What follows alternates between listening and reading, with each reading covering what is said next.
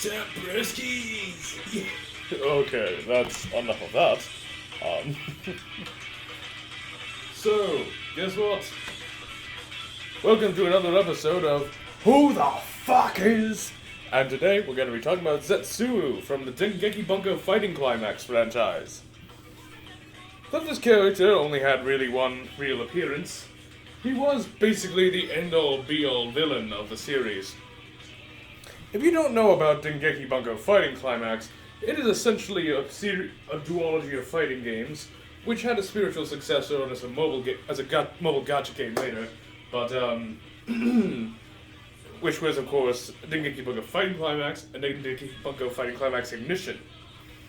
The second game has never been translated properly and brought into the West, so yeah. But it is a game where it's basically a crossover of, characters like Kirito from Sword Art Online, Shizuo Heiwajima from Durarara, Miyuki and Tatsuya Shiba from the regular Magic High School, and really Taiga Aisuka from Toradora, and a whole host of other characters that are just from Dengeki Bunko manga. So and all of these characters have their own anime adaptations, for the record. So you should probably watch this sometime, because they're all most of them are really good. Can't say the same about Remo, but that's a topic for another day. But anyway, now the sort of thing that ties this game to Sega is that all of these characters in their fighting game are also fighting on the backdrop of Sega stages, such as Green Hill Zone, from Sonic. I think it was the Bell Tower from Knight's Journey of Dreams, a zone from PSO2, Citadel of Gerlandia from Valkyria Chronicles, Shinobi, Virtua Fighter, so on and so forth. And really, it's a very awesome game. And also, if you manage to beat the final boss, Zetsumu, if you manage to face the final boss, you'll get a fight with either Akira Yuki from Virtua Fighter, or, if you're particularly skilled, you can get a fight against Sylvaria Bless from Valkyria Chronicles. Either way, it's a very fun time. So, on to Zetsumu proper. Zetsumu proper is a character that is very much a despair-driven character. He very much is kind of symbolic of all of the haters of Sega ever. In fact, it feels like he was created as a commentary to haters of Sega during the time, this game came out in 2010, so it was basically kind of a blatant jab, but with his exchange between himself and the Denshin. Dreams versus despair. And if you don't know, the Denshin is actually Dreamcast, and she is a character I will get into in a complete other video, and on another day. But for now, just know that the Denshin is basically a god in this universe, in this multiversal dream, if you will. And all you really need to know about Zetsumu is that he's very much, he represents the antithesis of all the characters, and the hopes and the dreams. As he states, as you probably saw in the thumbnail, his entire existence is, to destroy hopes and dreams, and to bring despair. That's his whole thing. He also can shapeshift into any of the worlds he's conquered, into the characters from any of the worlds he's conquered. He's kind of pulling a Thanos here, because he's just that badass, I guess. Meaning he's defeated, depending on who you're playing as, every other character in the Dengeki Bunko multiverse. From Shizuo Heiwajima, to Kirito, to Asuna, to Kuriyuki Hime, so on and so forth. And, there's a whole host of different... And each time he changes in one of these characters, his personality and demeanor changes with it. It is very noticeable. And this is something I really love about how he shapeshifts into these characters. It kind of sort of affects the way he acts and behaves in general. Sometimes he acts like a spoiled brat when he's like Kirinoko Saka.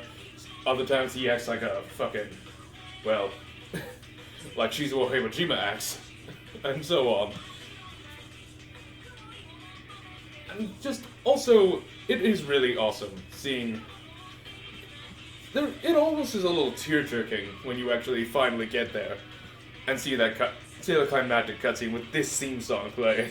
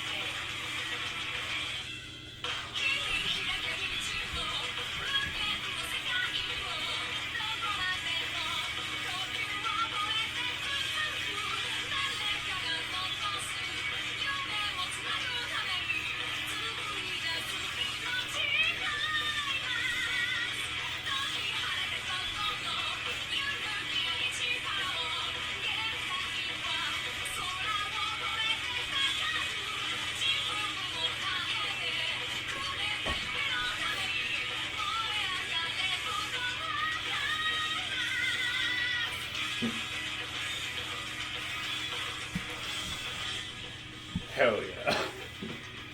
If you haven't played this game already, you should. Zetsumu is a very fun, well, very intriguing character. I could spend hours analyzing him and the greater symbolism he represents, but I'm not going to. Just know that, like, is a very deep narrative quality there. And yeah, if you haven't, you can play these games on PS3. Unfortunately, as I mentioned earlier, Dengeki Bunko Fighting Climax, that duology, has kind of remained dormant for a long time, with its spiritual successor existing only as a mobile gacha game. But, I mean, you can still fight in that game, but not like quite the same way. But it is fun. But yeah, that's really all I can really say for now. If you haven't, you should pick up Dengeki Bunko Fighting Climax, or if you are a translator, please try and translate Dengeki Bunko Fighting Climax Ignition. I'm pretty sure it's for PS4. These games are also for PS Vita, so yeah.